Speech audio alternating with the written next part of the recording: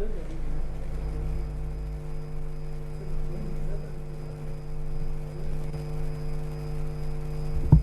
can't hear you. Unmute.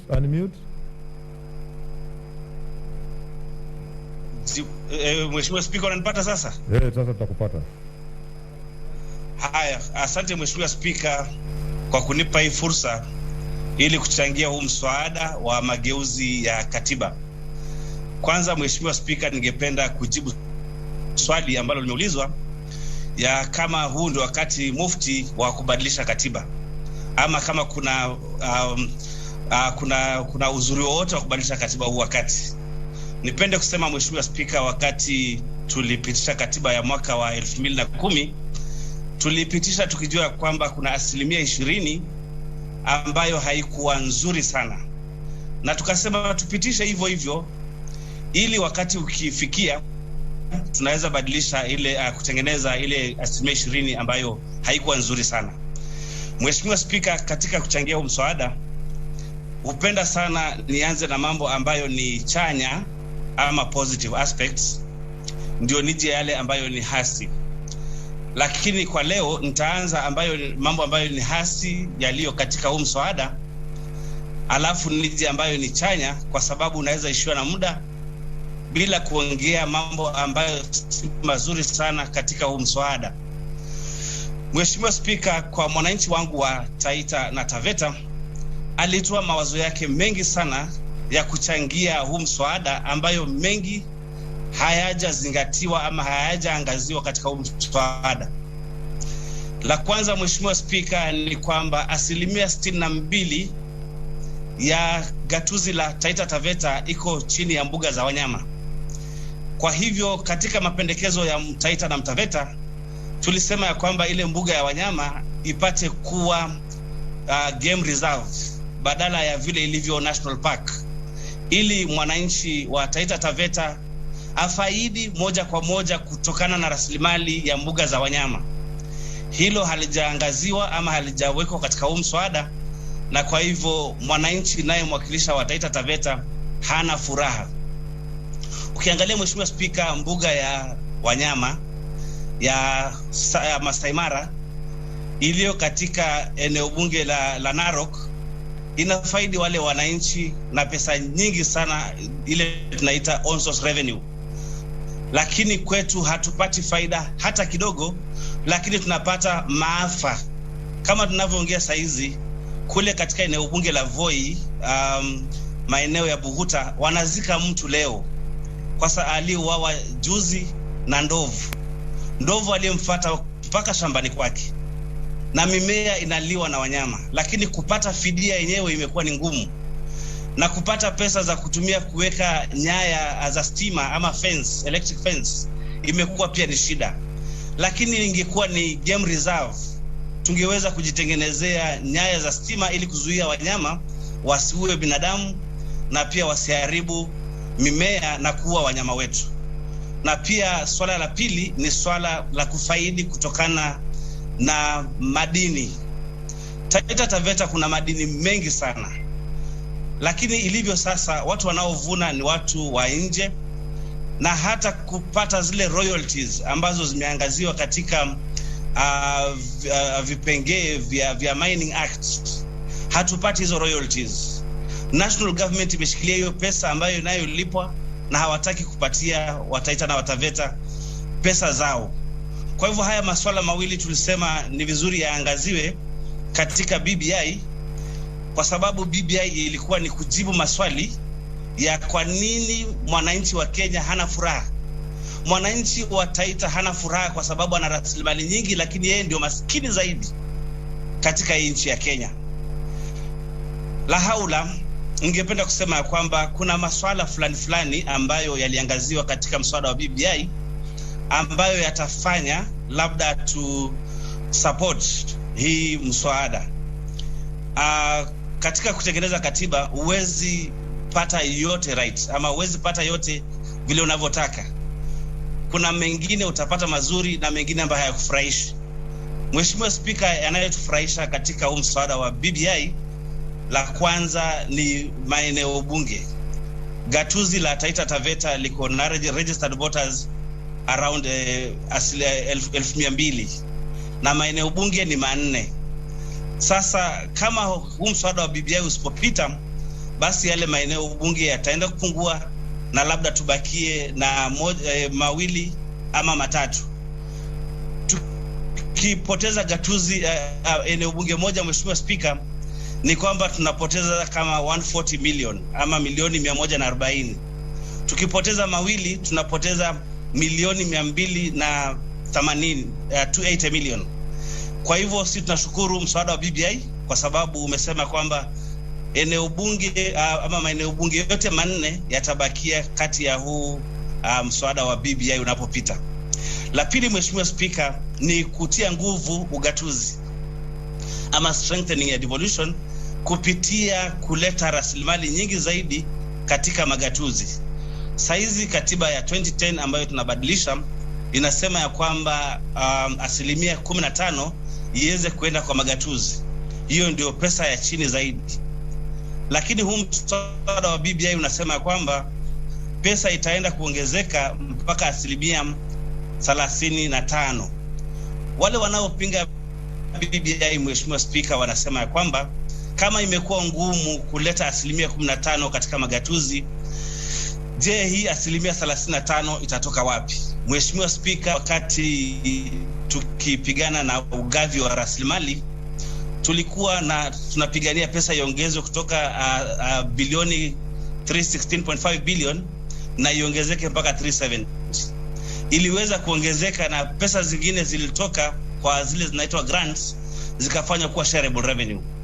Saizi kuna pesa nyingi ambayo inabakia katika serikali kuu, Mheshimiwa Spika, ambayo kama ingeweza kuletwa kwa magatuzi tunaweza fikia hii 35%. Kwa mfano, kuna pesa ya kera, kuna pesa ya kura, na hizi barabara zinazotengenezwa na kura na kera zote zinatengenezwa katika counties. Kwa hivyo hiyo ni pesa mingi sana inaweza kuletwa katika magatuzi ili kuchangia mchango wa pesa ziongezeke mpaka 35%, Mheshimiwa Spika. La pili ni kwamba kuna pesa wizara ya afya, wizara ya kilimo, wizara ya michezo. Kwa mfano, saizi sielewi ni kwa nini wizara ya michezo ibakishwe pesa nyingi mpaka ianze kupatia counties grants za kujenga viwanja. Kwa nini hiyo pesa isipelekwe kwa magatuzi ili ifanywe budget moja kwa moja, Mheshimiwa Spika, na viwanja vijengwe? Kwa nini wizara ya kilimo ambayo kilimo kinde kwa magatuzi ili budget ifanywe pale pale kwa magatuzi na kilimo kiendelee? Kwa hivyo, Mheshimiwa Spika, swala la ugatuzi ni swala kwetu nzito sana kama mwakilishi wa Taita Taveta, manake yale maendeleo tunayofaidi, Mheshimiwa Spika, ni maendeleo kutokana na ugatuzi. Kwa sababu ya idadi yetu ambayo iko ndogo, wanasiasa wengi huuliza, kwani nyinyi wa Taita na wa Taveta tunawaletea maendeleo kutoka serikali kuu, mnaleta kura ngapi kwa meza? Kusema ukweli, Mheshimiwa Spika, kura zetu huwa ni kidogo sana. Kwa hivyo ile kitu ambayo ni baraka kwetu ni ugatuzi. Wakati wa mfumo wa ugatuzi ulipokuja, tumeweza kupata pesa kutoka kwa national government zaidi ya bilioni 4.5 za maendeleo kila mwaka.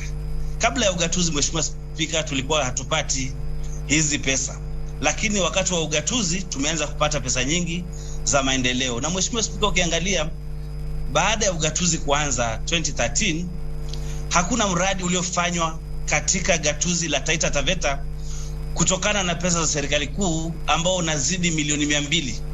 Ile miradi tunapata ni ya milioni 50, milioni 20 kutoka kwa serikali kuu. Lakini nashukuru kwa sababu huu mwaka tumepata grant kutoka kwa World Bank ambayo ni ya 900 million ya kutengeneza maji. Tunasema ni afadhali.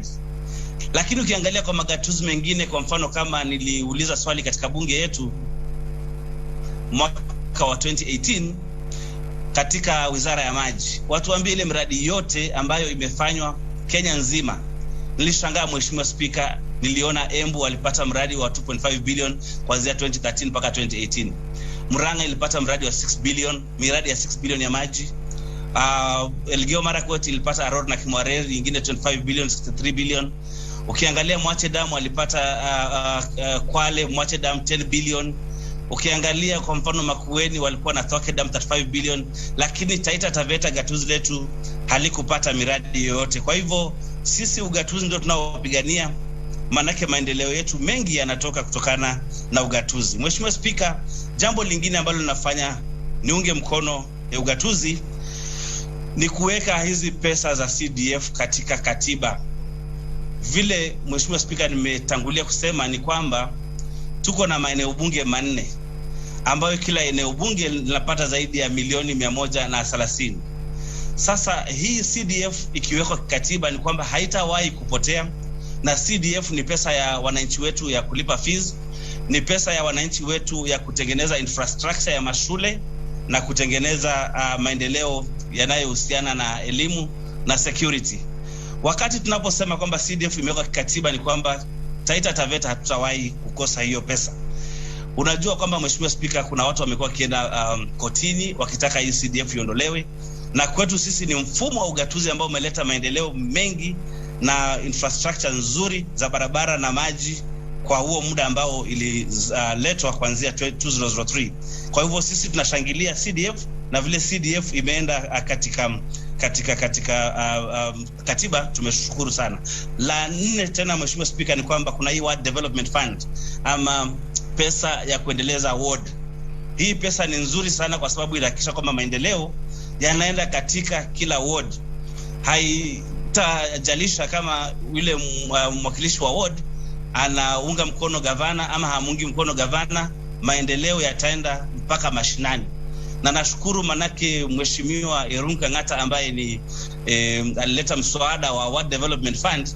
Tayari ule mswada ndio haukupita, lakini afadhali tulipata hii katiba ambayo tayari iliweka Ward Development Fund. Na nasihi rafiki yangu senator wa Murang'a apate kuunga mkono huu mswada wa BBI, kwa sababu tayari yale masuala ambayo amekuwa akipigania yako ndani ya BBI kama Ward Development Fund. Lingine Mheshimiwa Spika ambao nimeona ni nzuri ni kwamba kuna hakikisho la kwamba katika bunge kutakuwa na gender equity. Mimi kama mwanaharakati wa gender ama wa mambo ya jinsia ninashukuru sana, manake kwa BBI ikishapita basi bunge zetu zote zitakuwa na usawa wa jinsia. Wakati unakumbuka Mheshimiwa Spika, mwaka uliopita mahakama ilisema kwamba bunge livunjiliwe mbali kwa sababu imeshindikana kufanya sheria ambayo itahakikisha kuna usawa wa jinsia katika bunge. Lakini ilikuwa hata tukivunja bunge bado watu ambao wanachagua ni wale wananchi wetu, hawachagui wakizingatia usawa. Kwa hivyo BBI inasema kwamba hatuwezi kuwa tunaendelea ama tuseme tunaendelea na tumeacha wananchi wengi ama nusu ya idadi ya wananchi nyuma, ambao ni wanawake, walemavu na vijana. Lingine Mheshimiwa Spika ambalo nafanya ni shukuru kwa huu mswada ama niunge mkono huu mswada, ni mambo ya kuwa na mawaziri katika bunge. Mheshimiwa Spika, mara kwa mara tumeuliza maswali yanayohusiana na wananchi wetu yapate kujibiwa, lakini Mheshimiwa Spika, tumepata shida kupata mawaziri wengine hawataki kuja bunge kujibu maswali. Lakini tukiwa na waziri katika bunge ama waziri mkuu, itakuwa ni rahisi zaidi kupata majibu ya maswali ambayo tunauliza katika bunge. Yale maswala ambayo labda hayako vizuri katika Kenya yetu ama katika serikali yetu saizi ni kwamba ugatuzi ni kitu nzuri, lakini sasa kutoa pesa treasury kuzipeleka kwa magatuzi zifanye maendeleo ndio imekuwa kizungumkuti. Lakini mimi niko na imani kwamba tukiwa na uongozi mzuri ambao unaangalia mambo ya fedha, ambao unamaliza mambo ya ufisadi, basi tutakusanya pesa za kutosha, tutakusanya pesa kwa wakati unaofaa ili ziende kwa magatuzi zifanye maendeleo. Mheshimiwa Spika, kitu ambayo inaua maendeleo katika nchi yetu tukufu ya Kenya ni mambo ya ufisadi. Tunaambiwa leo ya kwamba bilioni 2 zinapotea kila siku. Tukifunga hiyo mfereji ya ufisadi, basi zile pesa za kwenda kufanya maendeleo mashinani zitapatikana na kwamba tutazidi kudumisha huu ugatuzi. Na saizi pia mambo yamekuwa magumu zaidi kwa sababu ya hili janga, Mheshimiwa Spika, la corona. KRA hawakusanyi ushuru inavyopaswa, lakini hili janga litaenda kuisha, halitatoka nalo milele. Na kuna watu, Mheshimiwa Spika, wanaouliza hivi sasa ni wakati unaofaa wa kubadilisha katiba tukiwa na janga la corona?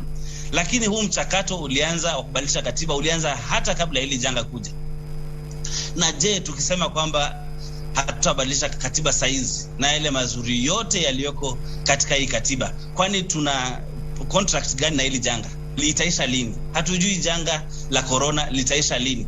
Hatujui kama itakuwa kama mafua ambayo tunaendelea nayo, ama kama kikohozi ambayo tunaendelea nayo ni ugonjwa tunaendelea nao milele na milele. Kwa hivyo mambo ya kusema kwamba tusibadilishe katiba kwa sababu kuna corona si mambo ambayo yana umuhimu wowote, kwa sababu hatujui kama hili janga litaenda mpaka lini. Mambo mengine ambayo ni ya kufufisha moyo Kenya ni mambo ambayo ni ya kukopa sana ili kufanya maendeleo. Kabla ya 2012 tulikuwa tunaweza kumudu budget yetu 95%. Kama 2012 budget ya Kenya 95% ilichangiwa na pesa zinazotoka Kenya kwenyewe.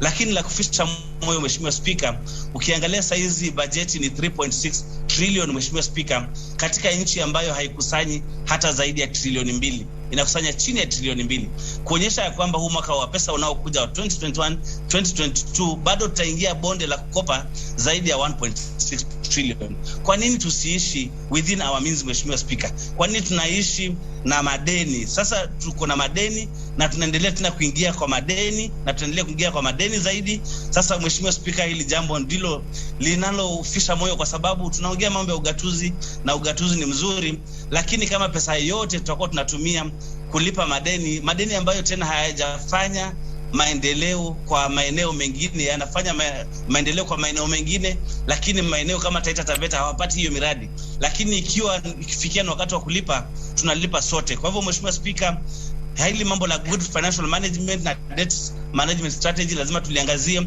tuache kukopa na tuishi within our means. Mi ndio nasema kwamba tunaweza kusaidia.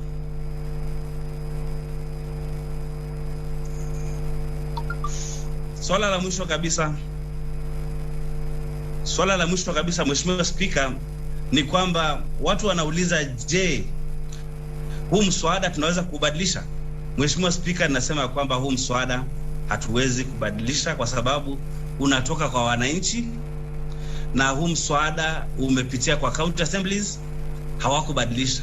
Kama county assemblies zote zingeamua kubadilisha, tungekuwa na bili ngapi ambazo zinakuja kwa Senate na National Assembly? Leo hii tayari National Assembly wamepitisha huu mswada bila kubadilisha. Je, sisi kama Senate tukiamua kubadilisha huu mswada, ule utakaoenda katika referendum, Mheshimiwa Spika, ni gani? Kwa hivyo naomba Mheshimiwa Spika, tuheshimu wananchi wetu, vile wamesema tutengeneze hiyo katiba, tubadilishe hiyo katiba kupitia kwa huu mswada, ule mswada ambao ulitoka kwa wananchi, ukaenda county assemblies, ukaenda National Assembly, ukaenda Senate, tupitishe vile ulivyo, kwa sababu itazuia mkanganyiko wa kuangalia, je, hawa wamepitisha bila kubadilisha, hawa wamebadilisha, je, ni mswada gani utakaoenda katika kura ya maoni ama referendum. La tatu na la mwisho kabisa Mheshimiwa Spika, ni kwamba huu mswada hata tukiuangusha leo lazima uende kwa referendum. Mambo mawili yanayofanya mswada uende kwa referendum, la kwanza ni kama mwananchi ameamua kubadilisha katiba na yale masuala anayoangazia ni yale masuala ambayo yameangaziwa katika ambayo hayajaangaziwa katika 255, ambayo ni structure of governance, vile bunge inayofanya kazi, ni yale masuala ambayo hayahitaji kwenda referendum, lakini yanaweza tengenezwa na bunge.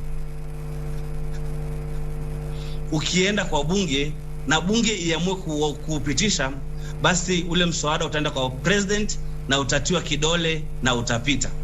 Lakini wakati bunge imeletewa mswada wa mambo ambayo hayajaangaziwa katika 255, alafu iamue kuangusha ule mswada, basi lazima uende kwa referendum na wananchi waamue wenyewe.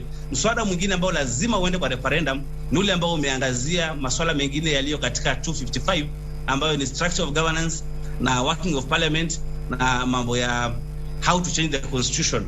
Huo mswada ukija kwa bunge, mkiuangusha, mkiupitisha, lazima uende kwa referendum. Kwa hivyo huwa leo, Mheshimiwa Speaker, tukiupitisha, tukiamua tuangushe, lazima utaenda kwa referendum. Nashukuru Mheshimiwa Speaker kwa hii nafasi ulionipatia ili kuangazia kwa kifupi masuala ya huu mswada wa BBI, na najua BBI na itaenda kubadilisha maisha ya mwananchi wa Kenya. Asante Mheshimiwa Speaker. Okay, thank you. We want to take a vote by midday. Therefore, those that hello,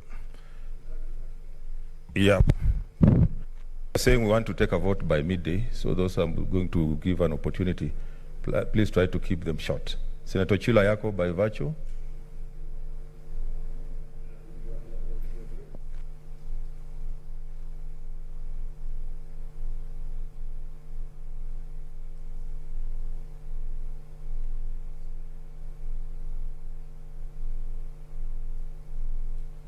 Okay, I can't get Senator Chila Yako. Senator Zawad. Mr. Speaker, can you hear me? Okay, I can hear you now. Now, Mr. Speaker, thank you for the opportunity to address Parliament from where I am. First, I want to start by saying that I am fully in this amendment of the constitutional amendment.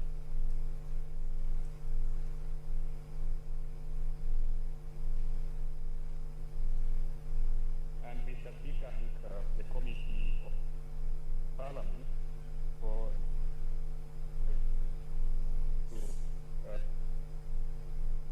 the work content of the bill. They have done a good job, and they have captured what is good and what needs to be amended in the future. Now, Mr. Speaker, I want to state that I hope in my lifetime all the corrections be flagged out that require attention. I hope this will happen in the lifetime of Mr. Speaker, of the current president, and in the lifetime of the bill, because these amendments that require attention must be attended to. So as we urge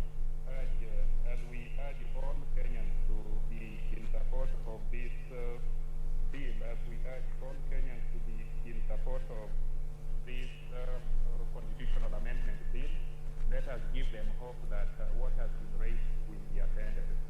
Of concern to the county that I represent, which is Migori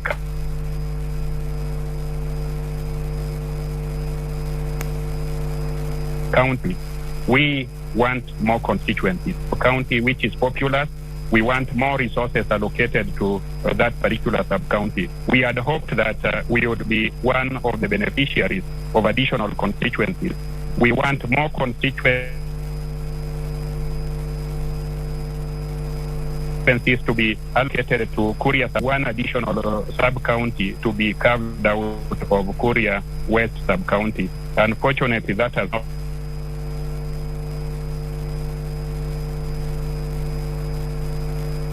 happened. So that is why I am saying that as soon as we pass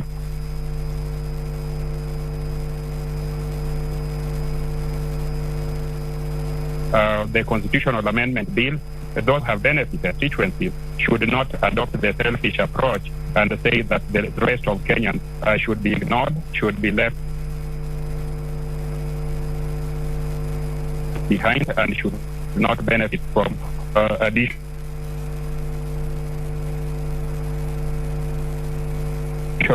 want to give hope to Kisi County, like Homa Bay County, Kisumu County, Siaya County, and all the counties that may not have benefited from this allocation. Where I come from, we listen to the elderly and wise. And in one of the advice that has been offered to us by the elderly,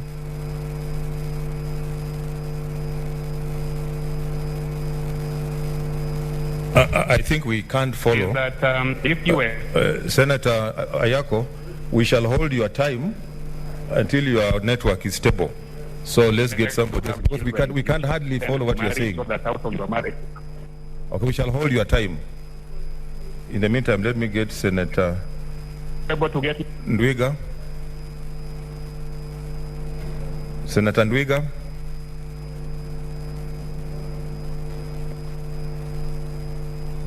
Senator Ndwiga.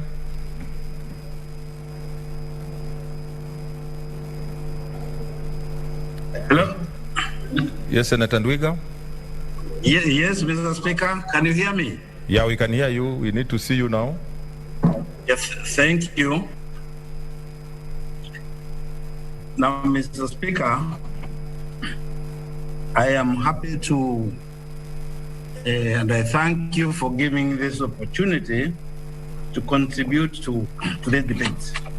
Mr. Speaker, the issue of changing the constitution at this time, because there has been a lot of debates on whether it is the right time or not the right time.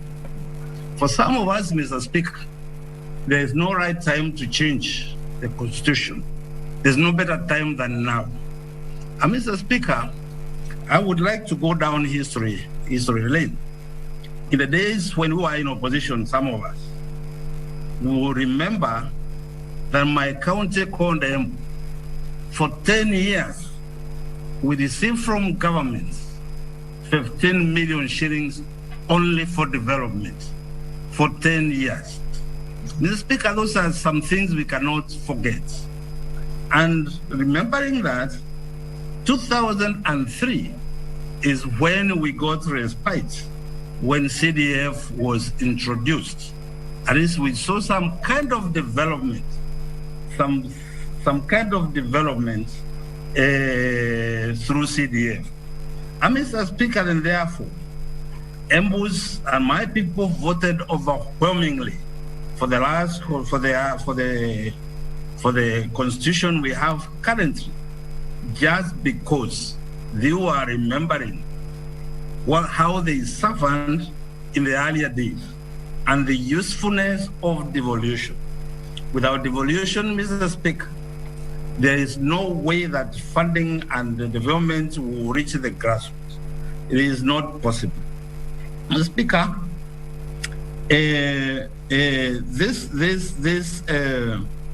this bill proposes to give or to devolve funds all the way to the wards. This is a great step for this country. This is a step, Mr. Speaker, where ordinary folks, ordinary Kenyans, at the ward level will decide on their development priorities, and they know the amount of money that will get to the wards for development. Mr. Speaker, you cannot build a house from the top. We have got to develop from grassroots. And development from grassroots today, in very many counties, there are some wards which have not seen any development, despite the fact that we are devolving funds every year. Because perhaps sometimes the governor may not like the ward rep, the MCA of that ward, and it is Kenyans who end up suffering. In some cases, Mr. Speaker, the governor may be unhappy with people of a certain region and says, this place, I'm not going to send funds to these regions. Mr. Speaker, with this constitution, if this bill passes, we are going to have equitable distribution of funds for development in all our wards, and therefore the Kenyans will benefit in that respect. Mr. Speaker,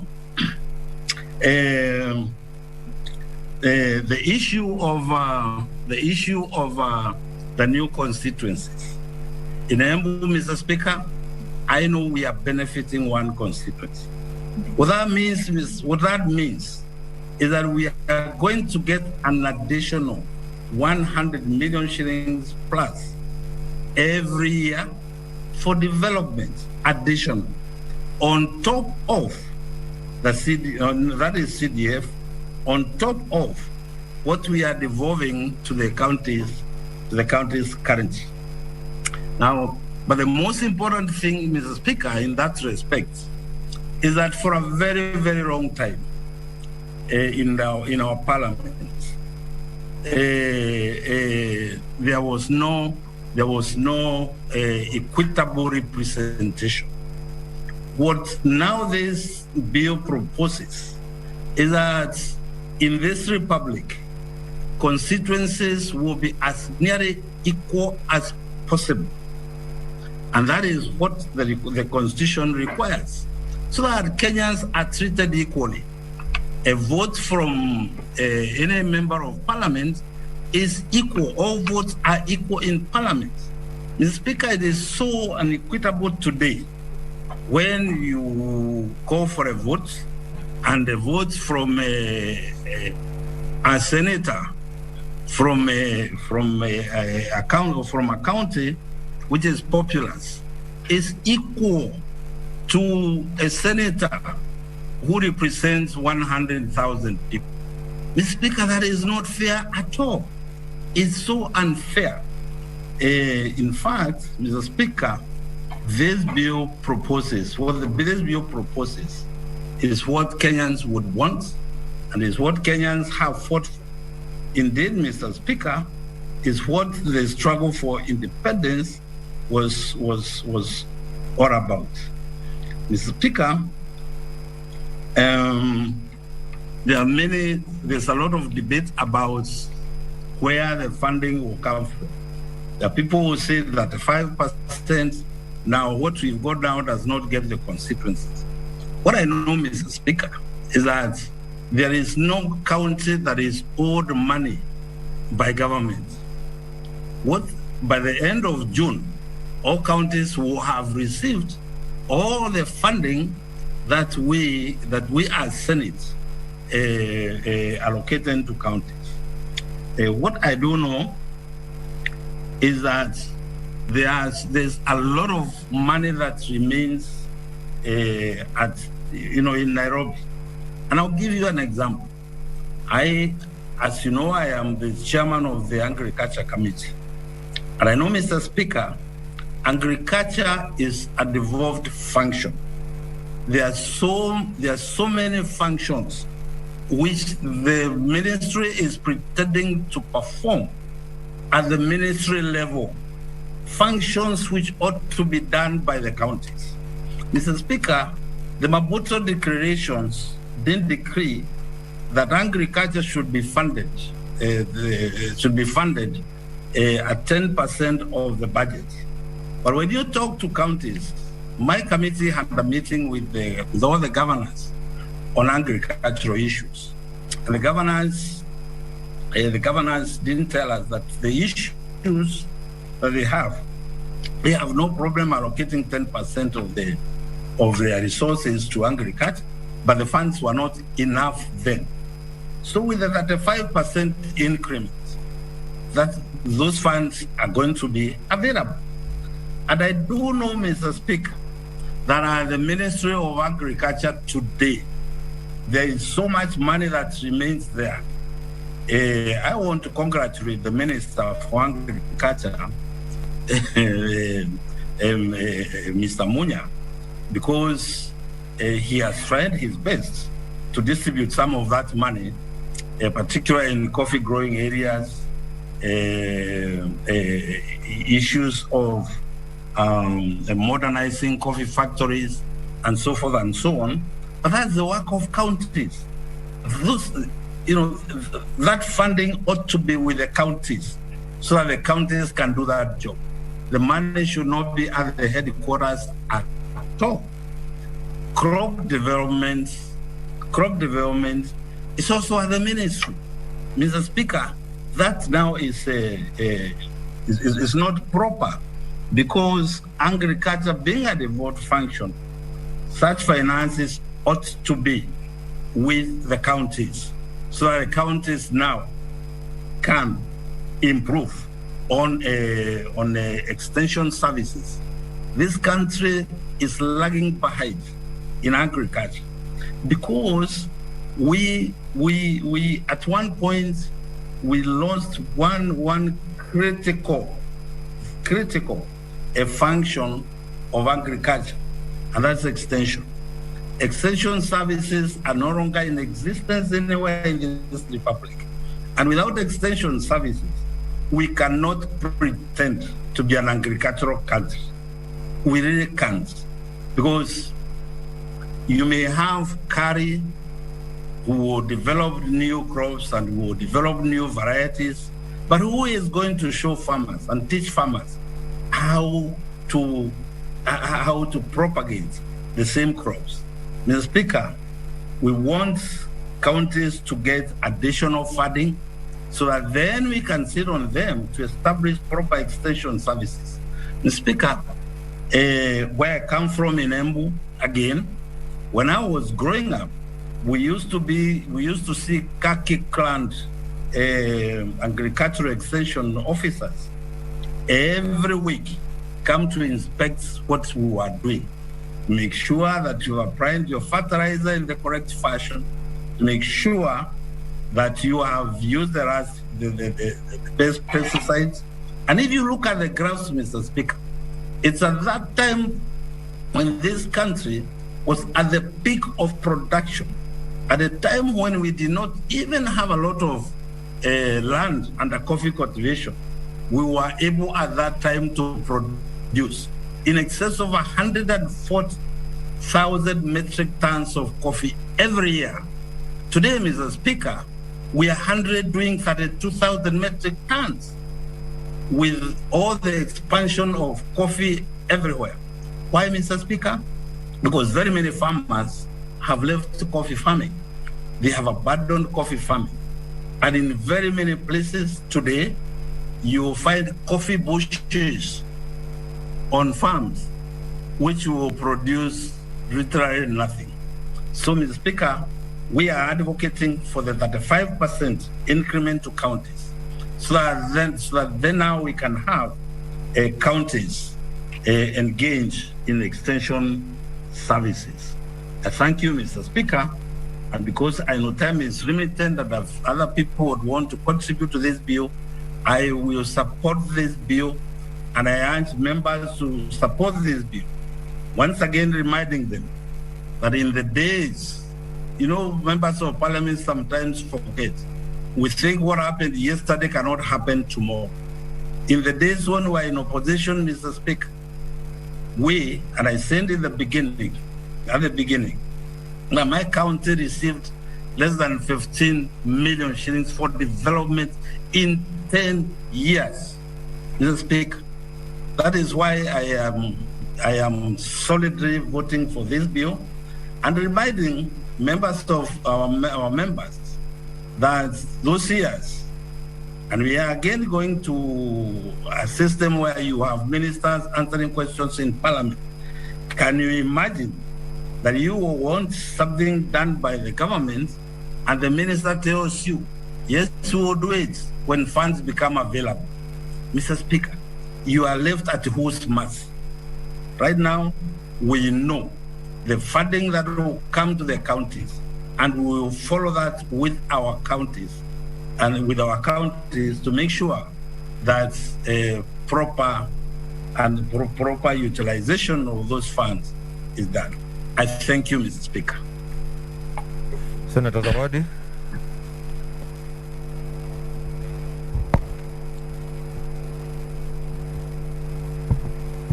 Asante Mheshimiwa Spika kwa kunipa nafasi hii nami nikaweze kuchangia katika huu mswada wa marekebisho ya katiba. Mheshimiwa Spika, mambo mapya hukumbusha ya kale. Wakati wa nyuma wakati wa katiba ile ambayo tuko nayo saa hii, mimi nilikuwa upande ule wa kupinga katiba hii, na nilikuwa na sababu zangu wakati huo, lakini Mungu si athmani, katiba ilipita. Na baada ya kupita nimeona kumbe ningekosa mambo mengi mazuri. Kwanza, Mheshimiwa Spika, mimi niliyepinga, ndiye kwa mstari wa kwanza kupinga katiba ile, nilikuwa vile vile mstari wa kwanza kuwa katika wale waliobahatika kuwa wajumbe wa county assemblies. Na nikiwa mjumbe wa county assembly nilibahatika kutembelea, hasa nilikuwa mwenyekiti wa kamati ya afya, na nilibahatika kutembelea hospitali zote za Kilifi. Na katika utembezi wetu niliona vile hospitali zilivyokuwa vibaya, lakini baada ya pesa zile kuteremshwa chini mashinani, nimeona zile hospitali zimetengenezwa, isipokuwa tu kwa sababu pesa ni kidogo, tunakosa madawa na pia tunakosa wauguzi. Na ndio maana nakubali katiba ya sasa nikisema endapo itarekebishwa na ipitishwe, basi naamini wauguzi wataandikwa na pia vile vile madawa yatapatikana hospitali. Manake hilo ndio tatizo kubwa ambalo liko kule chini mashinani. Na pia vile vile, Mheshimiwa Spika, nilikuwa kwenye komiti ya elimu na niligundua kwamba kuna watoto wengi ambao walikuwa hawaendi shule wakiwa wadogo, mpaka labda wafikie miaka 10 na zaidi ndio waweze kufikia shule ambazo zilikuwa wangeweza kufikia, kwa sababu shule zilikuwa kwa umbali mkubwa sana, zilikuwa chache. Kwa hivyo watoto wa chekechea ilibidi kwanza wakae mpaka wawe wana umri mkubwa ili waweze kutembea either kilomita 10 ama 10 na zaidi ndio wapate shule karibu. Lakini baada ya kupitisha ile katiba, shule za chekechea zimejengwa na kufikia sasa shule ziko nyingi mashinani, isipokuwa tu kwa sababu ya uhaba wa pesa zile shule zinakosa walimu. Hivyo naunga mkono tena katiba hii ya sasa ya mapendekezo kwamba endapo itapita, basi zile pesa zinapofika mashinani, naamini walimu wengi wataandikwa wa chekechea. Vile vile, Mheshimiwa Spika, nakubaliana na wenzangu wengi waliosema kwamba kwa nini katiba ya jasa hii isingekuwa yaja pale mwanzoni. Lakini pia nakosoa, niliwasikiza na pia nakosoa na kusema hivi kwamba hapa bungeni, manake wengi walipozungumza walisema kuna mambo ambayo yangeletwa bunge kama vile mambo ya corona na mengineyo, lakini sikumbuki siku hata moja kukiletwa mswada hapa wa kuhusu corona na ukakosa kujadiliwa kisa na sababu kuna BBI itakuja ama kuna mswada wa mapendekezo. Sikumbuki kitu kama hicho. Hakuna alileta mswada wake kwa kosa kujadiliwa kisa na sababu kuna katiba ama kuna mapendekezo ya katiba yanakuja. Hakuna. Kwa hivyo hapa nakosoa. Na pia vile vile nataka niunge mkono kwamba wanawake, Mheshimiwa Spika, wanawajibika kiasi fulani. Kwa mfano, hii katiba imesema kwamba kutakuwa na mwanamke seneta. Kwa hivyo watakuwa wanawake 47. Tukiongezeka na wale wanaume 47 labda kama watakuwepo na katiba kama itapitishwa. Na mimi nakubaliana na wenzangu kwamba ni kweli kwanza mwanamke ni anawajibika. Labda fanya mahesabu yako ya haraka, angalia bunge hili hapa ndani wambaki wanawake wangapi na wanaume ni wangapi.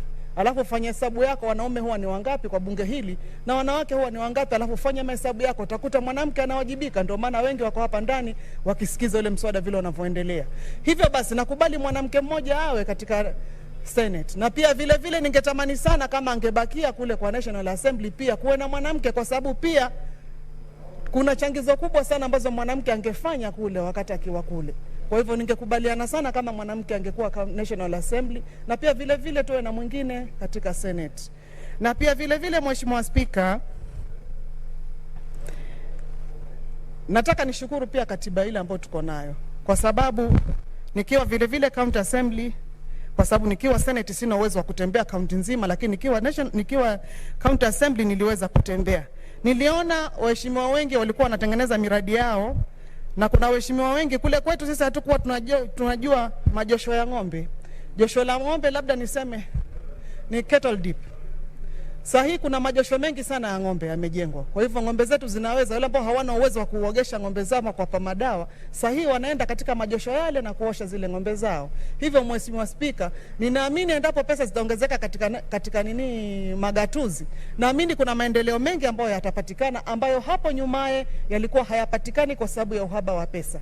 Nataka nikubaliane na kwamba endapo MCA atakuwa anapata zile pesa za maendeleo anazopewa, kwa sababu sahi ni kama ambaye ni governor apende ndio awape, asipopenda governor basi hakuna pesa wanazopata. Lakini endapo hii katiba itapita, county assembly atakuwa member of county assembly atakuwa kona pesa yake ambayo anaweza fanya miradi kulingana na ile wodi yake anayotoka, ni kitu gani kina upungufu na ni vipi atafanya katika maendeleo yake, na hakuna ambaye atakuwa anaweza kumwingilia. Na pia vile vile nataka nishukuru tena niseme, angalau na sisi watu wa Kilifi tumeweza kupata barabara 2-3 angalau. Na sisi pia tunajiita wa Kenya, manake pale nyuma yetu tulikuwa tukisema pwani si Kenya, manake mengi ilikuwa hatuyapati. Lakini angalau kuna kidogo tuweza hesabu, kama vile barabara si nyingi lakini zipo, na si kama vile ilivyokuwa mwanzoni ilikuwa hatuna kabisa. Lakini pia nakubaliana na kwamba endapo kama pesa zitakuwa ziko mashinani, hatutakuwa mpaka National Assembly ama National Executive ipende kwa hiari yao ndio tutengenezee, bali tutakuwa tuna uwezo huo kama county wa kutengeneza kama ni barabara na vitu vingine vingi ambavyo vingekuwa havinakosekana. Hatutakuwa tena ati barabara kama ni mara mpaka huku executive watake ndio ifanyike, lakini itakuwa inafanyika. Na vile Mheshimiwa Spika, nimtaka kuzungumzia kuhusu mapendekezo ya hii BBI, ambapo inasema kwamba ikiwa itapita, basi huenda wale wabunge ambao watabahatika kuchaguliwa tutapata mawaziri wetu kutokana na wale wabunge. Na mimi nataka niunge mkono sana hapo, kwa sababu ni mara ngapi tuliikita waziri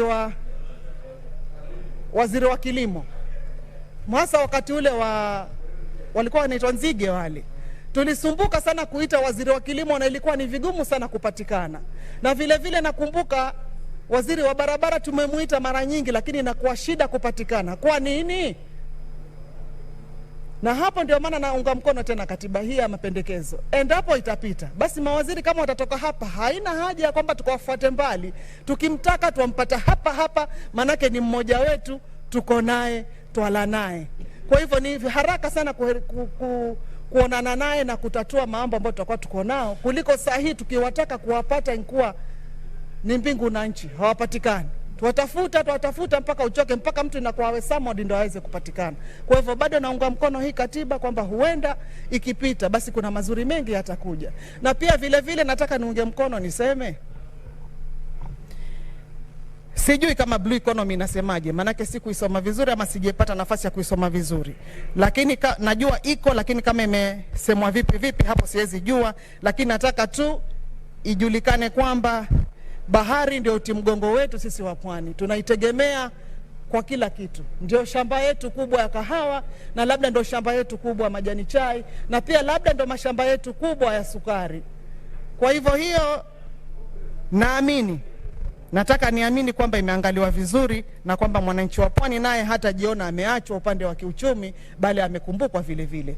Na nataka niseme Mheshimiwa Spika, kwa ule muda mchache ambao niko nao, wakati tunapoanza safari kama tuenda mahali na chombo, ala tuko karibu kupanda gari tuenda safari zetu, huwa twasema ewe Mwenyezi Mungu tujalie tufike salama, maana vyombo tunavyosafiria vimetengenezwa na mwanadamu.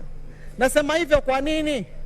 Nasema hivyo kwa sababu hii katiba imetengenezwa na mwanadamu, haikutengenezwa na Mungu wala haikuanguka kutoka mbinguni. Hivyo basi haitakosa dosari hapa na pale, kwa sababu ni mwanadamu aliyetengeneza, na mwanadamu mwenyewe si kamili. Basi kwa sababu mwanadamu mwenyewe si mkamilifu, na yeye ndo ametunga hii sheria na tumeletewa mapendekezo haya, tumeyaona hayatakosa kasoro. Nataka kusema hakuna kitu kilichotengenezwa na mwanadamu ambacho hakina kasoro. Basi tuangalie makubwa na madogo. Je, kasoro ni nyingi ama faida ni nyingi? Kwangu mimi nasema naona faida ni nyingi, na itafaidisha hasa wananchi wa Kilifi County. Nikiangalia kwa kina, hakuna tunachopoteza, bali ni kufaidika, tunafaidika. Nami nataka kuungana na wenzangu mkono nikisema nitaunga mkono hii katiba mpya mapendekezo iliyoletwa. Asante. Okay, Senator Chila yako. That's right. apologetic to those who are following my debate and could not do so because of the poor connection. Now, Mr. Speaker, I was saying that for avoidance of doubt, I'm fully in support of the constitutional amendment bill. I support it with all my heart and all my belief. And I indicated that there are few things that were not included that my people who sent me to this house would have preferred, and my people are the people of Migori County.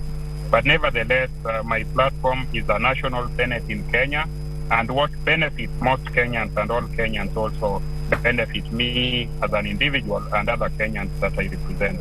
My people of Migori in Nyatike sub-county would have preferred another constituency. They have the population, they have the desire, and they were not included. But it's my prayer that in my lifetime, they will get an opportunity to have an additional constituency. My people in Kuria West also wanted an additional constituency so that they are represented by one man, one vote, as has been the mantra of the populated areas. I heard Senator Ndwiga say so. I believe and agree with him insofar as he says so.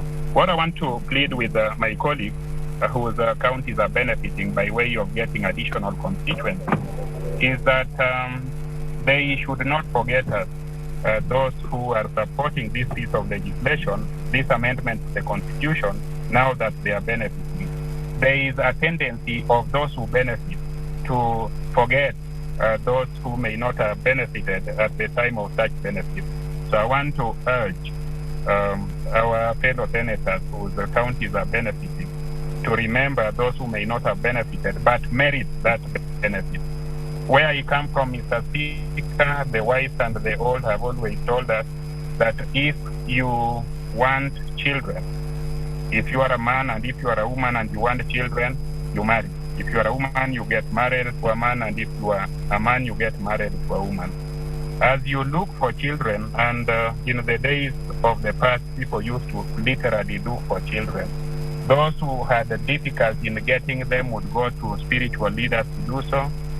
Some would go to certain lengths that there isn't enough time to describe. But we were advised that when you see a pregnant woman and your wife is not pregnant, do not do anything harmful to that pregnant woman, because if you do so, even when the turn of your wife to get pregnant and deliver arises or arrives, some other people of evil intention will do likewise to you. So I want to support those counties that are benefiting, hoping that when the turn of Migori County and the turn of other counties arrive, they will not kick the stomach or the tummy or the wombs of our wives, so that at that time our expectation is aborted or abort. So, Mr. Speaker, I want to tell them that we are people of goodwill, we are people of love and people of patriotism, and I suppose and hope that the same patriotism and goodwill will be extended to us, and not in the future when we'll not be alive, but in the near future when we come to look at the totality of equality of representation. Now, Mr. Speaker, you know that certain functions are devolved, health is devolved, agriculture is devolved, and other activities than that. Mr. Speaker, Senator Ndwiga, myself, Senator Kaniri, and other senators, including Senator Orengo, Senator and other senators, had the privilege of representing our constituencies when there was no allocation of any kind to those constituencies. We came to Parliament when our allocation to Parliament was zero, and there was no development at that time in our constituency. We were told that Yatambaya ni maisha mbaya, so if people voted for you in opposition, you would not get development. Now, Mr. Speaker, we had to carry out development which were public. We had to build secondary, primary schools and dispensaries using our resources, when our personal resources, when our salaries were at that time 23,000 shillings only. Mr. Speaker, we came together and amended the Constitution, introduced Parliamentary Service Commission. We came together and amended the law and introduced, against the will of the executive, CDF, which is Constituency Development Fund. That was the first step towards evolution. And Mr. Speaker, we have since then had tremendous meteoric development in various parts of this country. Many of us may not have been there in Parliament or in Senate, but if you go to the countryside, you will find that we have various schools, standard and good-looking schools for our people to go to school to. Now that there is money being allocated, more money being machinani to constituencies, to wards and to counties, we who participated in the first step towards devolving resources are happy, Lord. This makes me very happy that more money will be allocated to counties, more money will be allocated to wards, and that will make democracy meaningful to people. The people who are represented at wards, the people who are represented in counties and constituencies, what they vote for is tafadhali enda kwa bunge upigiwe kura na ulete maendeleo. What maendeleo is all about is resources. So this amendment is giving meaning, giving life to the wishes of the public of voting for people to bring development. Development is resources, and this constitution is progressive. This constitution has very many benefits that our people would love. The devolved functions like agriculture. Right now, I was in my village of birth, where we are dependent on sugarcane growing and milling. And my people who visited me in my home were asking me to look for money and have that money given to Sony Sugar Company for expansion of the factory and for payment of farmers who have labored to deliver their cane to the factory. Other people came to me and talked about the need to fund fisheries. All of this will and cannot happen if more resources are not devolved to counties. Yes, there are resources, but they are stuck with the national government. I heard my brother Njeru Ndwiga praise Munya, the CS for agriculture, for doing something good to coffee, to tea, and other places. We in other parts of the world or other parts of the nation do not want to be at the mercy or at the discretion of a CS. We want to get our devolved money for agriculture by right. We want to determine which agricultural or fishing activity we deploy it to.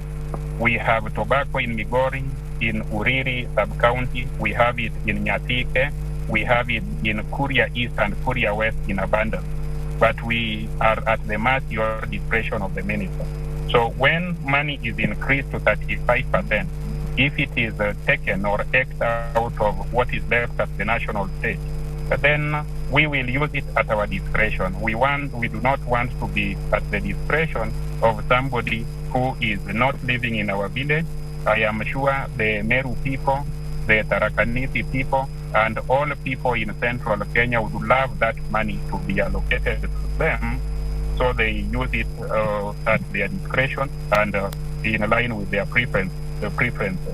Now, Mr. Speaker, those are some of the reasons for which I am wholly in support of the constitutional amendment bill. What I have noticed is that the debate towards the constitutional amendment bill has exposed our underbelly as a nation. We are right, and we are very, very by